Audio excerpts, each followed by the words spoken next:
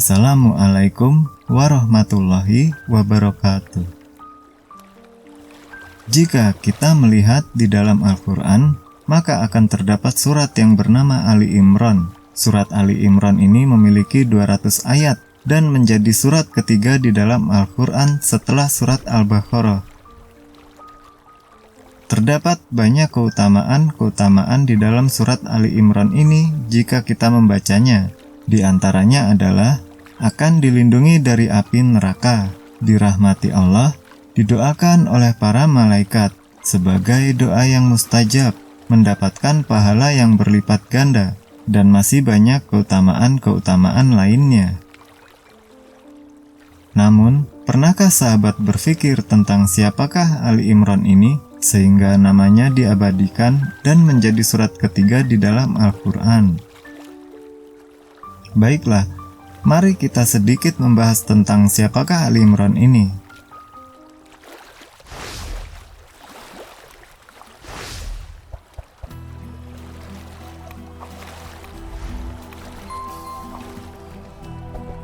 Ali Imran di sini maknanya adalah keluarga Imran, karena al atau ahli itu berarti keluarga atau juga pengikut.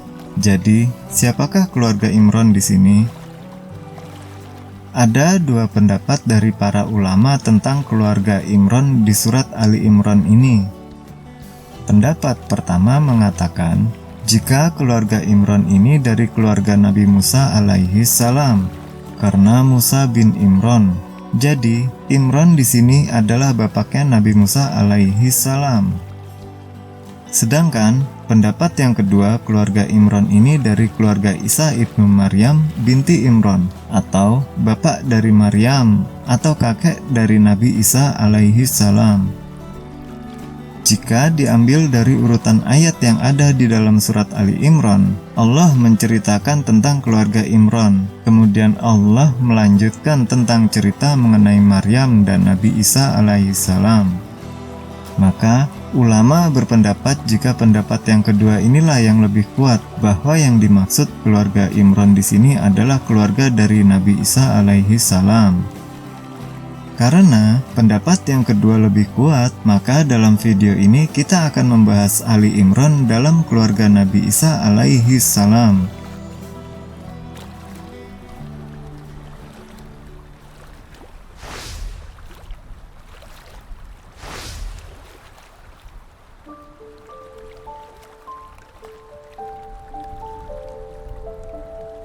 Teman-teman yang dirahmati Allah Subhanahu wa Ta'ala, Imran bukanlah seorang nabi, tetapi orang yang bertauhid kepada Allah dan merupakan orang soleh dari kalangan Bani Israel.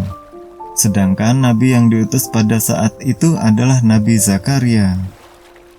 Nabi Zakaria, seorang nabi yang dikenal sebagai ahli ilmu yang bermukim di suatu tempat ibadah dan fokus hanya mengabdi kepada Allah Subhanahu wa Ta'ala dan menjadi pengurus tempat ibadah.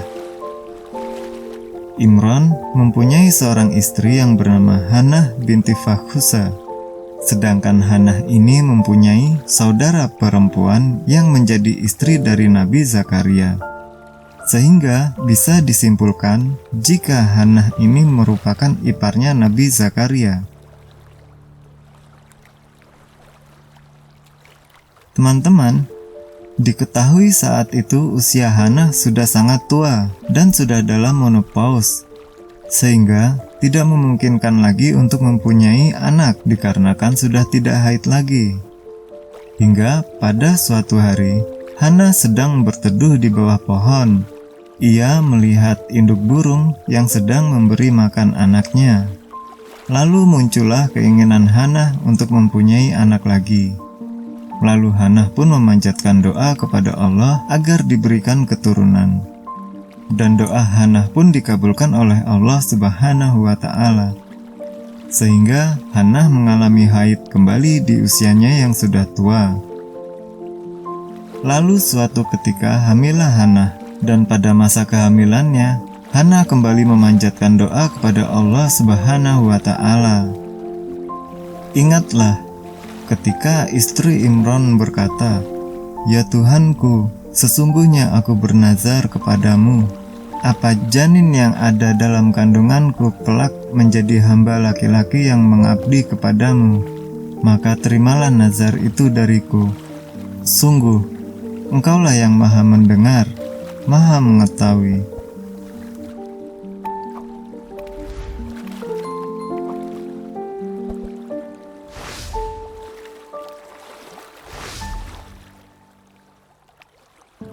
Di dalam doanya, Hannah menginginkan anak laki-laki yang kelak nanti bisa menjadi pengurus atau alim ulama untuk Baitul Maqdis dan meninggalkan segala sesuatu tentang duniawi dan senantiasa hanya beribadah kepada Allah saja selama hidupnya. Itulah ungkapan rasa syukur Hannah atas kehamilannya. Hingga pada suatu saat lahirlah anak Hannah. Namun yang lahir adalah anak perempuan dan bukanlah anak laki-laki. Dan Allah menakdirkan sebelum kelahiran anaknya, Imran yang merupakan suami dari Hannah telah meninggal dunia. Sehingga saat bayi ini lahir, ia langsung menjadi yatim. Setelah Hannah mengetahui bayinya ini perempuan, Hannah pun lalu memanjatkan doa kepada Allah Subhanahu wa Ta'ala. Maka ketika melahirkannya, dia berkata, "Ya Tuhanku, aku telah melahirkan anak perempuan." Padahal Allah lebih tahu apa yang dia lahirkan. Dan laki-laki tidak sama dengan perempuan. Dan aku memberinya nama Maryam.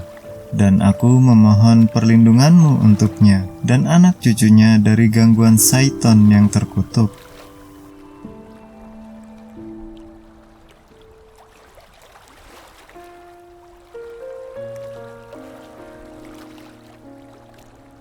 Lantunan doa yang Hannah panjatkan bukan berarti Hannah tidak bersyukur atas kelahiran bayi perempuannya, melainkan menyerahkan semua kejadian ini hanya kepada Allah Subhanahu wa Ta'ala, bahwasannya anak laki-laki tidaklah sama dengan anak perempuan. Karena untuk menjadi pengabdi di Baitul Maqdis lebih afdol jika ia adalah seorang laki-laki, dan akan berbeda jika kedudukan itu diisi oleh seorang perempuan. Jadi, Allah Subhanahu wa Ta'ala menjawab doa Hannah, bahwasannya Maryam anak perempuan Hannah ini akan berbeda dari anak perempuan lainnya, karena Maryam spesial. Karena Allah Subhanahu wa Ta'ala lebih tahu apa yang kalian tidak ketahui. Kebanyakan dari kita mengetahui jika bayi yang dilahirkan pasti akan menangis, dan disebutkan di sini hal itu akibat gangguan syaitan. Tetapi tidak dengan Maryam. Tidak ada tangis dari Maryam ketika ia lahir, karena Allah Subhanahu wa Ta'ala mengabulkan doa Hannah, sehingga selalu melindunginya dari godaan syaitan yang terkutuk. Begitu juga kelak dengan anak Maryam, yaitu Isa alaihi salam. Allah Subhanahu wa Ta'ala akan selalu melindungi mereka dari godaan syaitan yang terkutuk selama masa hidupnya. Isa alaihi salam pun tidak menangis saat lahir, selalu dilindungi Allah selama masa hidupnya. Bahkan ketika akan disalibkan, Isa alaihi salam diselamatkan oleh Allah Subhanahu wa Ta'ala dengan mengangkatnya ke langit, sehingga yang disalib digantikan oleh orang lain yang diserupakan. Begitu pula saat Isa alaihi salam akan diturunkan kembali. Ia akan diturunkan dengan keadaan yang sangat baik dan dengan tujuan yang mulia.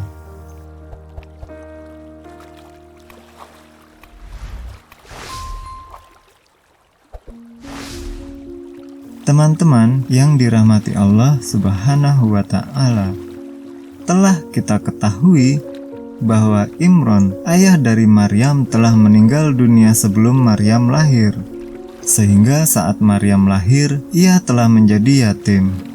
Dan hal itu menyebabkan orang-orang alim di Baitul Maqdis saling berebut untuk merawat Maryam.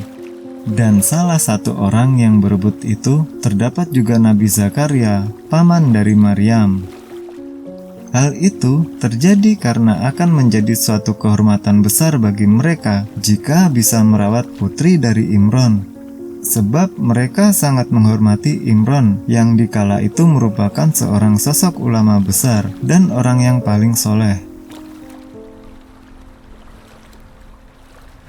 Karena orang-orang itu saling memperebutkan untuk merawat Maryam, maka diadakanlah semacam undian untuk menentukan siapa yang berhak untuk merawatnya. Saat undian telah dilaksanakan dan hasilnya telah didapat, sudah menjadi takdir dari Allah Subhanahu wa Ta'ala bahwa Nabi Zakaria lah yang berhak merawat Maryam. Dan resmilah Nabi Zakaria yang mendapatkan tugas untuk merawat Maryam hingga dewasa.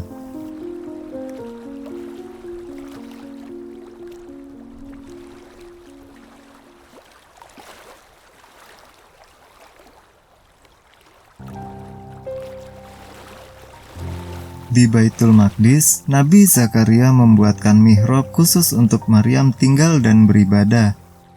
Mihrab yang dibuat Nabi Zakaria ini adalah sebuah ruangan khusus untuk beribadah dan sebagai tempat tinggal yang posisinya dibuat agak tinggi, sehingga untuk memasukinya harus menaiki beberapa anak tangga terlebih dahulu. Dan di dalam mihrab itulah Maryam berada setiap harinya, sehingga selalu terjaga auratnya dari siapapun yang ingin melihatnya. Jadi, tidak ada seorang pun yang bisa berjumpa dengan Maryam kecuali Nabi Zakaria, karena telah diberikan amanah untuk merawat Maryam. Setiap harinya Nabi Zakaria selalu mengantarkan makanan untuk Maryam di mihrabnya. Tetapi, setiap kali akan meletakkan makanan yang diantarkannya itu, Nabi Zakaria selalu mendapati tempat dia meletakkan makanan untuk Maryam sudah terisi penuh dengan makanan yang entah dari mana datangnya. Nabi Zakaria pun merasa heran, sebab tidak ada seorang pun yang bisa masuk ke dalam mihrab Maryam kecuali dirinya. Nabi Zakaria pun menanyakan tentang siapakah yang meletakkan makanan ini selain dirinya. Maka Maryam pun menjawab bahwa Allah lah yang telah memberikan makanan itu. Teman-teman yang dirahmati Allah Subhanahu wa Ta'ala, dari kisah itu kita mengetahui bahwa hal itu adalah salah satu karomah yang Allah berikan kepada Maryam, ibunda dari Nabi Isa alaihi salam. Ia memanjatkan doa meminta makanan, maka Allah pun memuliakan Maryam dengan mengabulkan doanya itu. Perlu diketahui teman-teman sekalian, bahwa makanan yang diberikan Allah kepada Maryam ini sungguh aneh. Makanan yang tiba-tiba ada di dalam wadah makan Maryam itu berbeda musim dari musim berbuah saat ini. Contohnya, jika sekarang musim dingin, maka buah-buahan yang berada di dalam wadah makan itu adalah buah musim panas. Terus jika saat ini musim panas, maka buah-buahan yang berada di wadah makan Maryam adalah buah-buahan musim dingin. Ada juga yang berupa buah-buahan yang tidak sedang dalam masa panen, tetapi ternyata buah-buahan itu malah berada di dalam wadah makan Maryam. Sedangkan sangat susah mencari buah-buahan itu karena tidak sedang dalam masa panen. Begitulah cara Allah Subhanahu wa Ta'ala menunjukkan kasih sayang dan kekuasaannya kepada hambanya.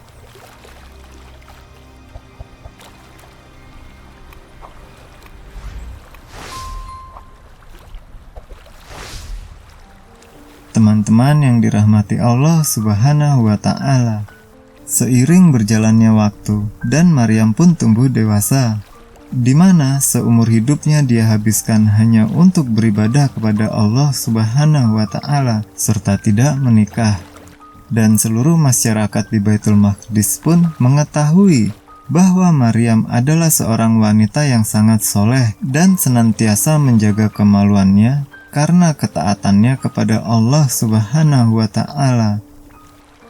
Hingga pada suatu saat ketika Maryam sedang melakukan ibadah di luar kota Baitul Maqdis.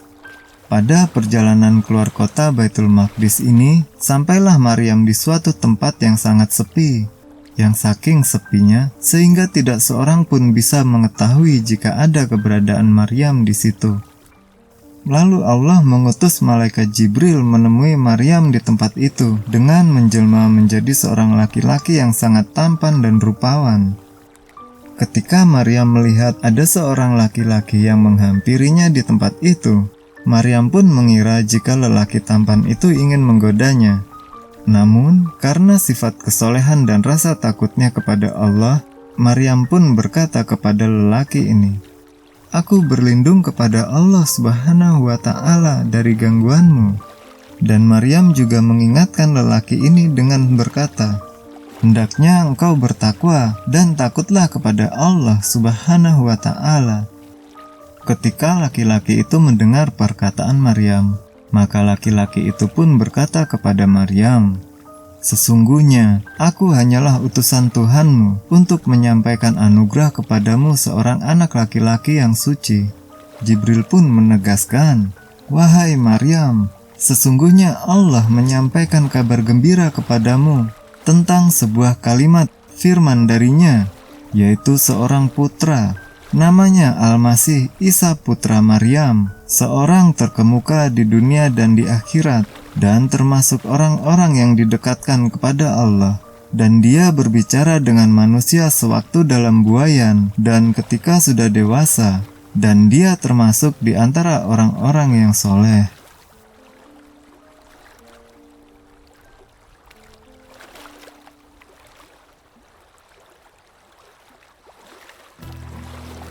Teman-teman yang dirahmati Allah Subhanahu wa Ta'ala, jika kita berpikir secara logika, bagaimana bisa seorang wanita yang senantiasa selalu menjaga kesuciannya dan tidak menikah bisa mempunyai seorang anak?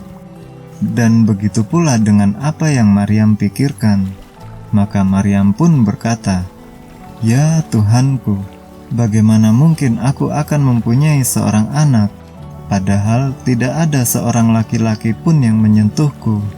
Maka Jibril pun menjawab dengan berkata, "Allah berfirman, demikianlah Allah menciptakan apa yang Dia kehendaki. Apabila Dia hendak menetapkan sesuatu, Dia hanya berkata kepadanya, 'Jadilah,' maka jadilah sesuatu itu. Dan Dia mengajarkan kepadanya kitab, hikmah, Taurat dan Injil." Singkat cerita, terjadilah sebuah mukjizat, dan seketika itu juga Maryam pun mengandung. Tentunya hal ini merupakan ujian yang sangat berat bagi Maryam.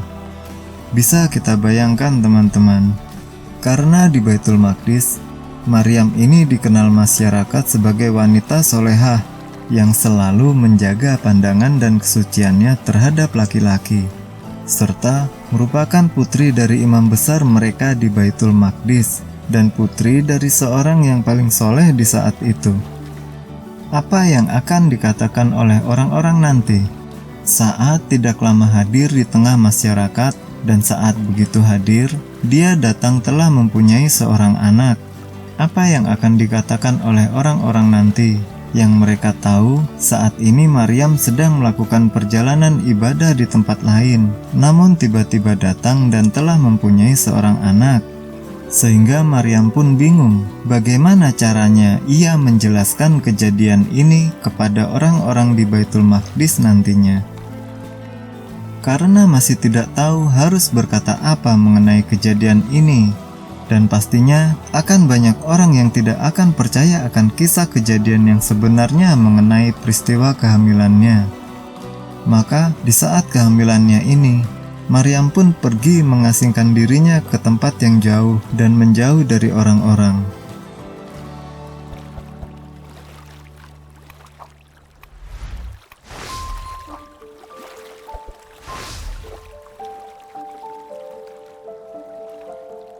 Waktu pun terus berjalan, hingga di tengah kehamilannya yang sudah dalam masa-masa ia akan melahirkan.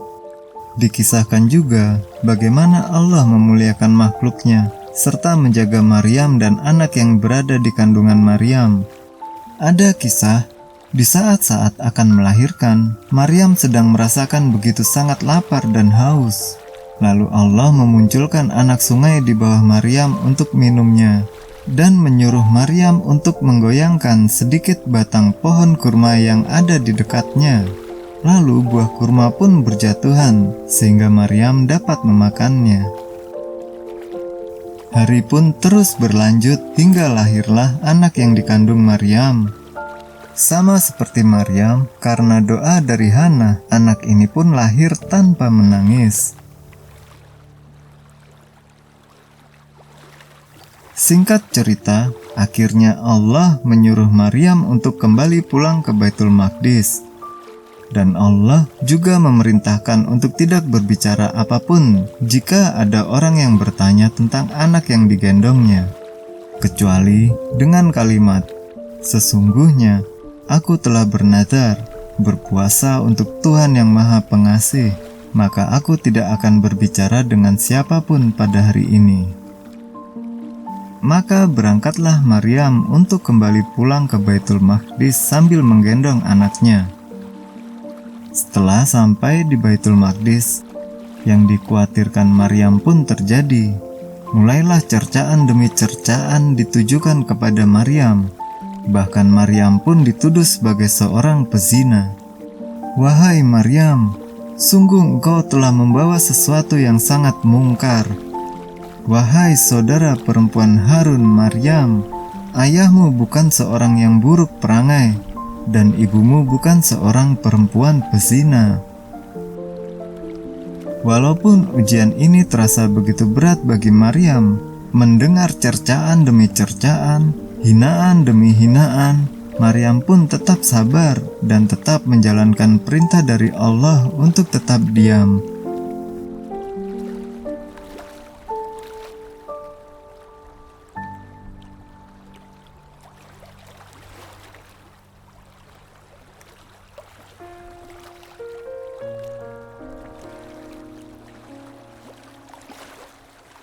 Suasana di Baitul Maqdis saat itu menjadi gempar, dan banyak di antara mereka memiliki pemikiran yang negatif terhadap Maryam. Banyak yang mengira jika Maryam telah melakukan kemungkaran di luar sana. Bagaimana mungkin seorang wanita soleha yang tidak menikah pergi untuk beribadah di daerah lain selama berbulan-bulan, tiba-tiba begitu kembali ke Baitul Maqdis sudah mempunyai anak? Di tengah kejadian ini, Maryam merasa bingung dan tidak tahu harus berkata apa. Walaupun jika ia mengatakan bahwa anak ini adalah pemberian dari Allah, maka pasti tidak satupun dari mereka akan mempercayainya. Di tengah kebingungan dan diamnya, Maryam pun memberi isyarat kepada orang-orang untuk langsung bertanya kepada bayi yang berada di dalam ayunannya. Sehingga orang-orang di sana pun berkata kepada Maryam, "Bagaimana kami akan berbicara dengan anak kecil yang masih dalam ayunan?" Maka orang-orang di sana pun merasa bingung. Bagaimana mungkin mereka bisa bertanya dengan bayi yang baru berumur beberapa hari ini? Dan disinilah Allah menunjukkan kekuasaannya. Tiba-tiba, bayi yang masih berusia beberapa hari ini pun berkata, "Sesungguhnya aku hamba Allah.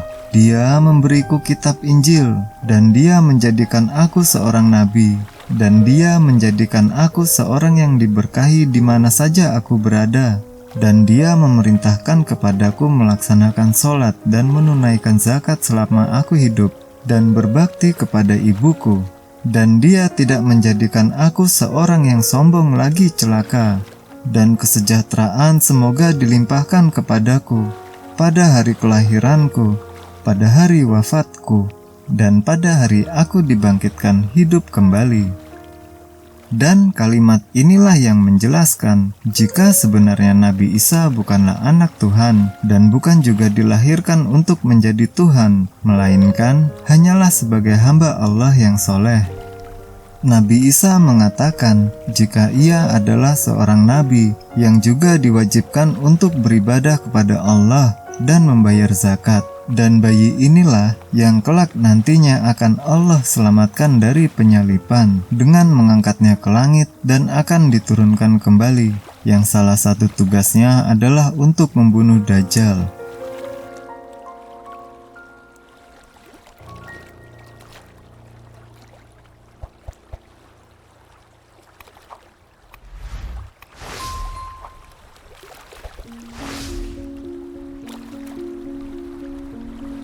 Teman-teman yang dirahmati Allah Subhanahu wa Ta'ala, jadi itulah sedikit kisah tentang Imran, seorang hamba Allah yang namanya dijadikan nama surah Ali Imran di dalam Al-Quran. Semoga kisah ini bisa menjadi pembelajaran bagi kita untuk bisa lebih baik lagi dalam beribadah kepada Allah Subhanahu wa Ta'ala. Lebih dan kurangnya mohon dimaafkan. Yang benar datangnya dari Allah Subhanahu wa Ta'ala, dan khilaf atau salah datang dari saya pribadi sebagai manusia biasa. Saya akhiri. Wassalamualaikum warahmatullahi wabarakatuh.